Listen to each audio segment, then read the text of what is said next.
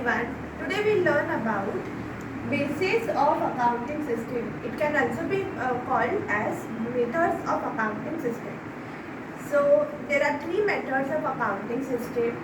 It means like when you are going to record transactions, what type of transactions you are going to record. So first basis is cash basis.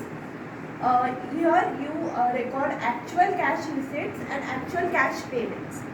Whenever you actually pay the money, expenses, or actually receive income, only those transactions you will be recording in your books of accounts.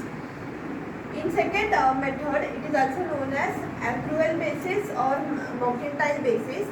Here, even if you haven't received the money actually, or even if you haven't paid the money in reality, still you will record those because it is due on you or others are due for it. Okay, like I am yet to receive the money, but I will record it in my books of accounts because it is for sure that I am going to receive the money. Okay. And third method is mixed or hybrid basis. Here all the transactions, whether cash basis or accrual basis, all the transactions will be recorded. Okay. So first example is you can say whenever you go in any mall, then you pay the money and then take the goods whatever you want. So the shopkeeper he has received the money, right, in actual, so he will record it. Okay, that is cash basis. Accrual basis or mercantile basis, you can take an example of EMI.